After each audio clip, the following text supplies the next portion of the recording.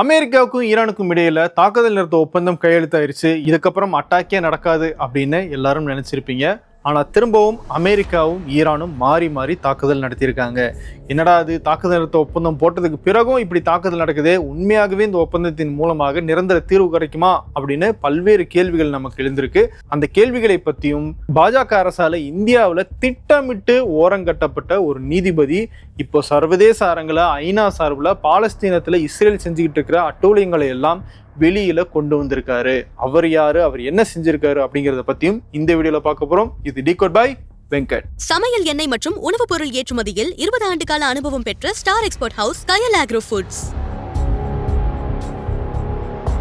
America Iran இடையில 14 points கொண்ட ஒரு புரிந்துணர்வு ஒப்பந்தம் கையெழுத்தாச்சு. அந்த ஒப்பந்தத்துல என்ன இருக்கு, அது யாருக்கு சாதகம் அப்படிங்கறத பத்தி ரொம்ப டீடைல்டாகவே நம்ம டிகோ நிகழ்ச்சியில ஏற்கனவே ஒரு வீடியோ போட்டிருக்கோம். அந்த வீடியோவை பார்க்கல அப்படின்னா அதை பார்த்துட்டு வந்துருங்க. அப்பதான் இந்த வீடியோனுடைய சாராம்சம் என்ன அப்படிங்கிறது உங்களுக்கு தெளிவாக புரியும். அந்த ஒப்பந்தத்துல இந்த ஒப்பந்தம் கையெழுத்தாகிருச்சு அப்படின்னா ஸ்ட்ரெய்ட் ஆஃப் ஹோர்முஸை எந்தவித கட்டணமும் இன்றி ஈரான் திறக்கணும் அப்படின்னு அதை சொல்லியிருக்காங்க. அந்த ஒப்பந்தத்துல சொன்னபடியே ஈரானும் கப்பல் போக்குவரத்தை அனுமதிக்க ஆரம்பிச்சாங்க. முன்னாடி விட வேகமாகவே கப்பல் போக்குவரத்து அங்க நடந்துகிட்டு இருக்கு. ஆனா ஒரு விஷயத்துல மட்டும் ஈரான் விட்டு கொடுக்கவே இல்லை. அந்த ஸ்ட்ரெய்ட் ஆஃப் ஹோர்முஸினுடைய உரிமை ஈரானுடையது அப்படிங்கிற அந்த விஷயத்தை மட்டும் விட்டு கொடுக்க ஈரான் தயாராக இல்லை. காரணம் என்ன அப்படின்னா, ஒரு இடத்த நம்ம யூஸ் பண்ணிக்கிட்டே இருக்கோம், ஒரு நிலத்தை நம்ம வேலி போட்டு வச்சிருந்தோம் அப்படின்னா மட்டும்தான் அது லாங் டேர்ம்ல நம்ம அந்த இடத்துல இல்லைனாலும் அது நம்மளுடைய நிலமாக இருக்கும். அந்த மாதிரி தான் ஈரானும் இந்த ஸ்ட்ரெய்ட் ஆஃப் ஹோர்முஸை நினைக்கிறாங்க. ஃபியூச்சர்ல ஈரானுக்கு ஏதாவது பிரச்சனை வரும்போதும் அவங்க இந்த ஸ்ட்ரெய்ட் ஆஃப் ஹோர்முஸை ஒரு ஆயுதமாக எடுத்து தங்களை தற்காத்து கொள்றதுக்கான ஒரு முக்கியமான இடமாக இந்த ஸ்ட்ரெய்ட் ஆஃப் ஹோர்முஸை பார்க்குறாங்க. அதனால அதன் மேல இருக்கிற அந்த அதிகாரத்தை, அந்த உரிமையை விட்டு கொடுத்துடக்கூடாது அப்படிங்கிறதுல ஈரான் ரொம்பவே தெளிவாக இருக்காங்க. அதனால கப்பல்கள் இப்போ ஃப்ரீயா போகட்டும், ஆனா அப்படி போற கப்பல்கள் எங்க கிட்ட பெர்மிஷன் கேட்டுட்டு தான் போகணும் அப்படிங்கறத மட்டும் ஈரான் ஒரு முக்கியமான கண்டிஷனாக கடைபிடிச்சுக்கிட்டே இருக்காங்க. ஈரான் சொன்ன அந்த கண்டிஷனை ஃபாலோ பண்ணி நிறைய கப்பல்கள் அந்த கல்ஃப்ல இருந்து வெளியேறி வந்துகிட்டே இருக்கு. இதனால இந்தியா உட்பட பல்வேறு நாடுகள்ல அந்த எரிவாயு தட்டுப்பாடு எல்லாம் குறைஞ்சிருக்கு. கச்சா எண்ணெயினுடைய விலையும் சரியா தொடங்கிருச்சு. இப்படிப்பட்ட சிச்சுவேஷன்ல சிங்கப்பூரை சேர்ந்த MV எவர் லவ்லி அப்படிங்கிற ஒரு கப்பல், இந்த கப்பல் ஓமன் கடல் பகுதியிலிருந்து வெளியேற முயற்சி பண்ணும்போது தாக்குதலுக்கு உள்ளாகுது. தாக்குதல் நடத்தினது ஈரானுடைய படையினர். ஏன் தாக்குதல் நடத்தினாங்க அப்படிங்கிற கேள்விக்கு அவங்க சொன்ன பதில் என்னன்னா, இந்த பர்டிகுலர் கப்பல் மட்டும் நாங்க சொன்ன அந்த பாதையின் வழியாக போகல, எங்க கிட்ட பெர்மிஷனும் கேட்காம போயிருக்காங்க, அதனாலதான் நாங்க தாக்குதல் நடத்தினோம் அப்படின்னு ஈரான் சொல்றாங்க. ஏவுகணை மூலமாகவும் ட்ரோன்கள் மூலமாகவும் தாக்குதல் நடத்தப்பட்டதாக தகவல் வந்திருக்கு. ஆனா அந்த கப்பல்ல எந்த விதமான உயிரிழப்பும் ஏற்படல அப்படிங்கிற தகவலும் நமக்கு கிடைச்சிருக்கு. ஈரான் இந்த தாக்குதல் நடத்துறதுக்கு ஐநா சபையும் ஒரு காரணம். ஐநாவினுடைய அமைப்பும் ஓமனும் சேர்ந்து 2 கடல் பாதைகள் வழியாக அங்க மாட்டிக்கிட்டு இருக்கிற கப்பல்கள் எல்லாம் வெளியே கொண்டு வர முயற்சியில ஈடுபட்டாங்க. அதன்படி நிறைய கப்பல்களும் வெளியே கொண்டு வரப்பட்டுச்சு. ஒன்னு ஈரானை ஒட்டிய கடல் பகுதி வழியாக, இன்னொன்னு ஓமனை ஒட்டிய கடல் பகுதி வழியாக. அப்படி கொண்டு போறதையும் ஈரான் விரும்பல. அதனால இந்த ஸ்ட்ரெய்ட் ஆஃப் ஹோர்முஸினுடைய கண்ட்ரோல் எக்காரணம் கொண்டும் நம்மளை விட்டு போயிடக்கூடாது அப்படிங்கிற காரணத்துக்காகவே ஈரான் இந்த தாக்குதலை நடத்தினதாக சர்வதேச அரசியல் பார்வையாளர்கள் சொல்றாங்க. இப்ப ஈரான் அந்த கப்பல் மேல தாக்குதல் நடத்தினதுனால ஐநா சபையும் அந்த கப்பல்களை மீட்கும் பணியை கைவிட்டாங்க. அது மட்டும் இல்ல, அமெரிக்கா சும்மா இருப்பாங்களா? ஈரானுடைய இந்த தாக்குதல் அந்த 14 பாயிண்ட்ஸ் கொண்ட புரிந்துணர்வு ஒப்பந்தத்தை மீறுற வகையில் இருக்கு அப்படின்னு சொல்லி அமெரிக்காவும் ஈரான் மேல தாக்குதல் நடத்தியிருக்காங்க. குறிப்பா சிரிக் அப்படிங்கிற ஒரு துறைமுகத்தின் மேல, கிருஷ்ணம் ஐலாண்ட் மேல, இப்படி பல்வேறு இடங்கள்ல ஈரானுடைய கடல் பகுதியை ஒட்டிய இடங்கள்ல தாக்குதல் நடத்தியிருக்காங்க அமெரிக்கனுடைய படையினர். இதுல ஈரானுடைய ஏவுகணை மற்றும் ட்ரோன்கள் பாதுகாத்து வைக்கப்பட்டிருக்கிற அந்த இடங்கள் மேல எல்லாம் தாக்குதல் நடத்தியிருக்கிறதாக அமெரிக்கனுடைய சென்ட்ரல் கமாண்ட் அதிகாரப்பூர்வமாக அறிவிச்சிருக்காங்க. அமெரிக்க ஈரான் இடையில அந்த புரிந்துணர்வு ஒப்பந்தம் கையெழுத்தாகிறதுக்கு மிக முக்கியமான காரணமாக அமெரிக்கா சைடில் இருந்தவர் அமெரிக்கனுடைய துணை ஜனாதிபதி JD Vance. அவர் ஈரானுடைய இந்த தாக்குதல் பத்தி என்ன சொல்றாருன்னா, ஈரானும் அமெரிக்காவும் ஒரு புரிந்துணர்வு ஒப்பந்தம் போட்டாங்க. இந்த புரிந்துணர்வு ஒப்பந்தம் எப்படி அமல்படுத்தப்படுது அப்படிங்கிறதுல சில முரண்பாடுகள் இருந்துச்சு அப்படின்னா உடனடியாக போன் அடிச்சு எங்க கிட்ட பேசினா அந்த முரண்பாடுகளை சரி பண்ணிடலாம். அதை விட்டுட்டு ஆயுதத்தை எடுத்தாங்க அப்படின்னா நாங்களும் ஆயுதத்தாலேயே பதில் கொடுப்போம் அப்படின்னு JD Vanceம் ஸ்ட்ராங்கா பேசியிருக்காரு. சரி, இப்ப அமெரிக்கா தாக்குதல் நடத்திட்டாங்க, பதிலுக்கு ஈரானும் தாக்குதலை தொடங்குறாங்க. ஈரான் குறிப்பா வழக்கம் போல செய்யற மாதிரி கல்ஃப்ல இருக்கிற நாடுகளை குறி வச்சு தாக்குதல் நடத்துறாங்க. குறிப்பாக பஹ்ரைன், குவைத்துல இருக்கிற அமெரிக்காவுடைய படைத்தளங்களை குறி வச்சு தாக்குதல் நடத்திருக்காங்க. அதுல பல்வேறு படைத்தளங்களை நாங்க சேதப்படுத்தியிருக்கோம் அப்படின்னு ஈரான் தரப்புல சொல்லியிருக்காங்க. அது மட்டும் இல்ல, இந்த தாக்குதலை பத்தி ஈரானுடைய IRGC படையினர் அவங்க சொல்லும் போது ஒரு அபிஷியல் ஸ்டேட்மெண்ட்ல யூஎஸ் டெரரிஸ்ட் மிலிட்ரி பேசஸ் அப்படின்னு சொல்றாங்க. அப்ப இன்னும் ஈரானும் அமெரிக்காவும் ஒரு பகைவர்கள் அப்படிங்கிற ஒரு மனப்பான்மையோட தான் இந்த பேச்சுவார்த்தையில் ஈடுபட்டிருக்காங்க அப்படிங்கிறது நல்லாவே தெரியுது. ரெண்டு தரப்புமே தாக்குதல் நடத்துறதுக்கு தயாராக தான் இருக்கும் அப்படிங்கிற சிக்னலையுமே இந்த கடந்த 3 நாட்கள்ல நமக்கு தெளிவாக தெரியப்படுத்தியிருக்காங்க. ஈரான் நடத்தின அந்த தாக்குதலுக்கு பதிலடியாக திரும்பவும் அமெரிக்கா ஈரான் மேல தாக்குதல் நடத்துறாங்க. அவங்களுடைய ரேடார்கள், ட்ரோன், மிசைல்ஸ் இதன் மேலே எல்லாம் குறி வச்சு தாக்குதல் நடத்துறாங்க.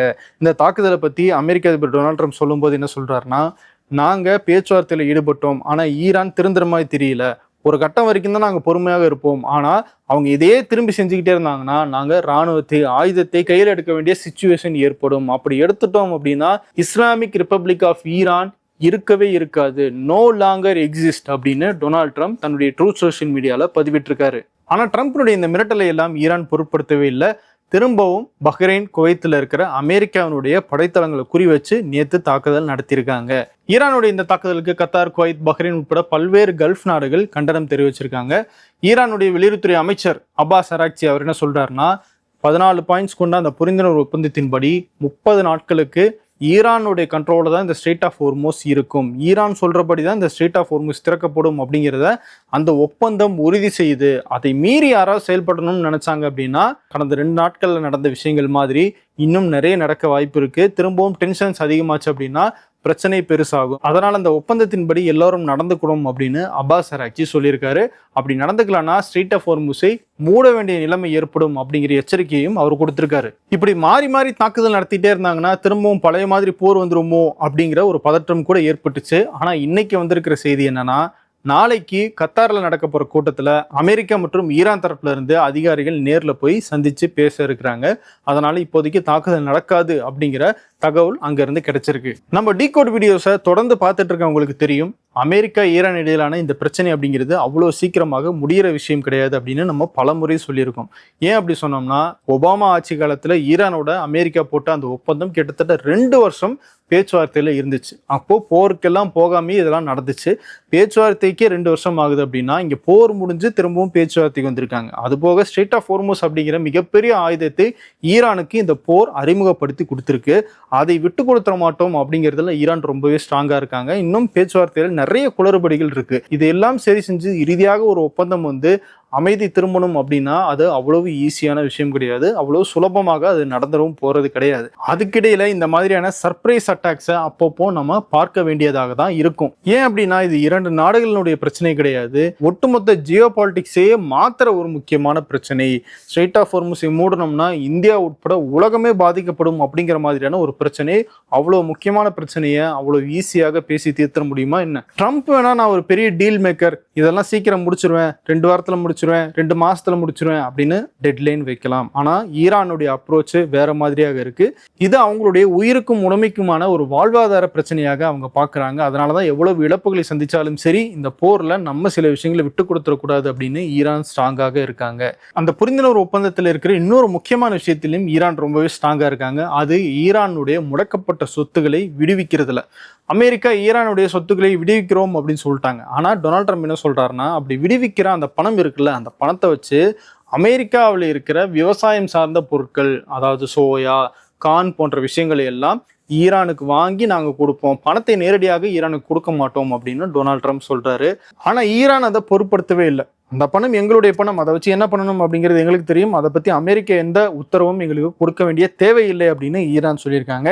ஈரானுடைய நாடாளுமன்ற சபாநாயகர் கலிபாஃபினுடைய ட்வீட் இன்ட்ரெஸ்டிங்கா இருக்கு. நாங்க ஈரான்ல விளைவிக்கிற ஒரே பொருள் அமெரிக்கா விதைச்ச அந்த பொருள் தான், அதாவது அமெரிக்கா மீதான நம்பிக்கையின்மை. இத்தனை ஆண்டுகளாக அமெரிக்கா அதை தான் கொடுத்துருக்கு. அதுதான் ஈரான்ல ரொம்பவே ஆர்கானிக்கா வளர்ந்துகிட்டு இருக்கு.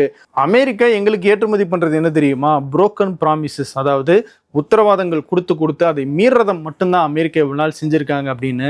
நாங்க எங்களுடைய சொத்தை வச்சு என்ன பண்ணணும் அப்படிங்கிறது எங்களுக்கு தெரியும் அப்படின்னு கலிபாஃப் ரொம்பவே ஸ்ட்ராங்கா பேசியிருக்காரு. ஸோ இப்பவே இந்த புரிந்துணர்வு ஒப்பந்தத்துல 2 முக்கியமான பிரச்சனைகள் வெடிக்க தொடங்கி இருக்கு. இது எப்படி அடுத்தடுத்த கட்டத்துக்கு கொண்டு போறாங்க? ஏன்னா 60 நாட்கள் தான் இருக்கு இறுதி ஒப்பந்தம் கையெழுத்தாகிறதுக்கு. அந்த இறுதி ஒப்பந்தம் கையெழுத்தாகிறதுக்குள்ள இவங்களுக்குள்ள ஒரு சுமூகமான முடிவு எட்டப்படுமா, அல்லது அந்த காலம் நீட்டிக்கப்படுமா, இல்ல பழைய மாதிரி திரும்பவும் தாக்குதல் தொடங்கப்படுமா அப்படிங்கிறதெல்லாம் நம்ம பொறுத்திருந்தா பார்க்கணும்.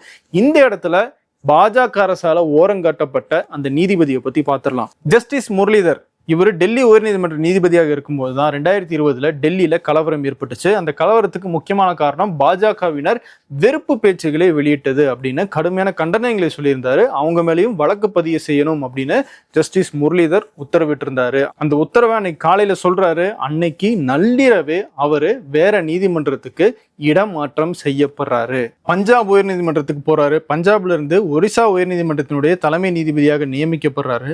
ஆனா கடைசி வரைக்கும் அவரை உச்ச நீதிமன்றத்துக்குள்ள வரவிடாமையே இந்த பாஜக அரசு பார்த்துக்கிட்டாங்க. ஸோ அந்த அளவுக்கு அதிகாரத்தில் இருக்கவங்களை தட்டி கேட்கிற ஒரு நீதிபதியாக முரளிதர் இருந்திருக்காரு. மனித உரிமைகள் சார்ந்த பல்வேறு விஷயங்களையும் கையில் எடுத்து அவர் செயல்பட்டு இருக்காரு. அவர் ஐநா சபை சார்பில் பாலஸ்தீனத்தில் நடந்த அட்டூழியங்கள் தொடர்பாக ஒரு இண்டிபெண்டன்ட் தனிப்பட்ட ஒரு குழுவினுடைய தலைவராக செயல்பட்டு ஒரு அறிக்கையை சமர்ப்பிச்சிருக்காரு. அதுல இஸ்ரேலினுடைய இராணுவம் பாலஸ்தீனத்துல என்ன மாதிரியான அட்டூழியங்களை எல்லாம் செஞ்சது அப்படிங்கிறத ரொம்ப டீட்டெயில்டாக ஆவணப்படுத்தியிருக்காரு. அதுல அவர் சொல்றது என்னன்னா, கிட்டத்தட்ட இந்த 2 ஆண்டுகள்ல 20,000க்கும் மேற்பட்ட குழந்தைகள் காசாவில் கொல்லப்பட்டிருக்காங்க. அதுவும் அந்த குழந்தைகளை இஸ்ரேலுடைய இராணுவம் எப்படி கொல்லுது அப்படிங்கிறத விவரிச்சிருக்காரு. ரொம்பவே அதிர்ச்சிகரமாக இருக்கு. குவாட்காப்டர்ஸ் அப்படின்னு சொல்லப்படுற அந்த ட்ரோன் வகைகளையும் ஸ்னைப்பர்ஸையும் பயன்படுத்தி குழந்தைகள்னு தெரிஞ்சு சுட்டு கொண்டு இருக்காங்க அப்படின்னு சொல்றாரு. குறிப்பா இந்த குவாட்காப்டர்ஸ் அப்படின்னு சொல்லப்படுற அந்த ட்ரோன் வகைகள் என்ன பண்ணணும்னா, ஹீட் சென்சிங் மூலமாக ஒரு மனித உருவம் இருந்துச்சு அப்படின்னா அது எவ்வளவு பெரிய உருவம் அப்படிங்கிறத தெளிவாக காட்டிடும். அதாவது வளர்ந்த ஒரு ஆளுக்கும் ஒரு குழந்தைக்குமான வித்தியாசத்தை ரொம்பவே நல்லா காட்டுது அந்த குவாட்காப்டர்ஸ். அதை காசாவுக்குள்ள பறக்க விட்டு குழந்தைகள்னு தெரிஞ்சும் சுட்டு கொண்டு இருக்காங்க இஸ்ரேலினுடைய இராணுவத்தினர். குறிப்பா ஒரு பிஞ்சு குழந்தை தாய்ப்பால் குடிச்சுக்கிட்டு இருக்கும்போது ஸ்னைப்பர் மூலமாக குழந்தைன்னு தெரிஞ்சுமே அந்த குழந்தைய சுட்டிருக்காங்க. இப்படி இன்னும் சிஸ்டமேட்டிக்கா எப்படியெல்லாம் காசாவில் இருக்கிற பாலஸ்தீனியர்களை இஸ்ரேலினுடைய இராணுவம் கொன்னு குவிச்சிட்டு இருக்காங்க அப்படிங்கிறத டீட்டெயில்டாக ரிப்போர்ட்ல குறிப்பிட்டிருக்காரு ஜஸ்டிஸ் முரளிதர். இந்தியாவில் அவர் ஓரங்கட்டினாலும் சர்வதேச அளவில் போய் நீதியை நிலைநாட்டுவேன் அப்படிங்கிற முயற்சியில ஈடுபட்டிருக்காரு ஜஸ்டிஸ் முரளிதர். அவருக்கு நம்மளுடைய வாழ்த்தை சொல்லிக்கலாம். ஈரானும் அமெரிக்காவும் நாளைக்கு கத்தார்ல பேசியிருக்காங்க. அந்த பேச்சுவார்த்தையினுடைய முடிவு என்ன அப்படிங்கறத பத்தி நம்ம அடுத்தடுத்த வீடியோக்குள்ள பார்க்கலாம். நன்றி. 20 ஆண்டுகளாக உலக நாடுகளுக்கு உயர்தர சமையல் எண்ணெய் மற்றும் உணவுப் பொருட்கள் ஏற்றுமதியில் இந்திய அரசின் ஸ்டார் எக்ஸ்போர்ட் ஹவுஸ் அங்கீகாரம் பெற்ற கயல் ஆக்ரோ ஃபுட்ஸ்.